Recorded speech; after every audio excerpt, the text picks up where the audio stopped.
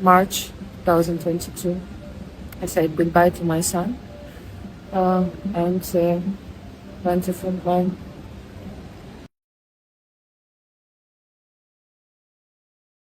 Actually, it started with a revolution in 2014. I felt that it's an important moment in the history of our country, so I was filming a lot during the revolution on Maidan. And after, when Russian aggression started in Donbass, I also felt that it's important to document these events. And I went to Donbass, and after 2 weeks of filming, I've been captured at the Russian checkpoint and been interrogated by a Russian officer and also raped me. And after 4 days of captivity, he released me and said that I should be grateful that I was not executed. What I survived there in captivity, it changed me a lot, and it also made so clear for me what can happen in my country if Russian aggression will spread. So later I gave a promise to myself that if this will become a full-scale invasion by Russia, I will go to fight as a soldier. And that's what happened at the beginning of full-scale invasion in 2022. I decided to join a volunteer unit and I went to frontline. When I started to testify, it was almost 2 years after I survived war-related sexual violence and captivity. And at that time I was like only one who was speaking publicly about this experience.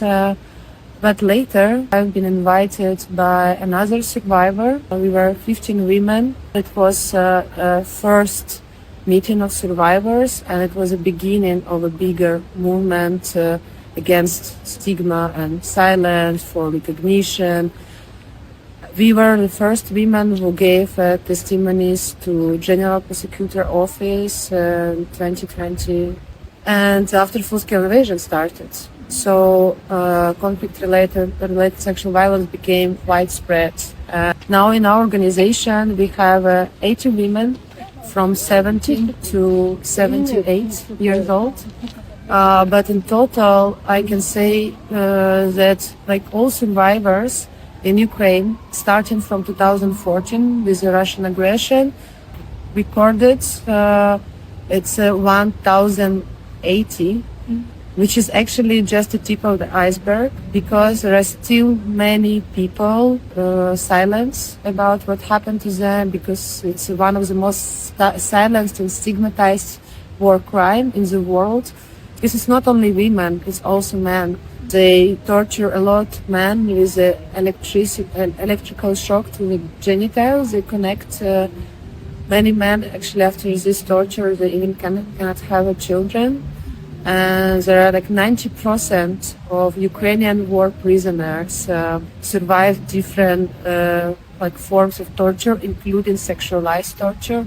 So I can say that it's thousands of survivors. It's more than 10,000, but I cannot give like exact amount of people, because also, for example, soldiers who survive sexualized torture or sexual violence, it's another statistic, it's a secret.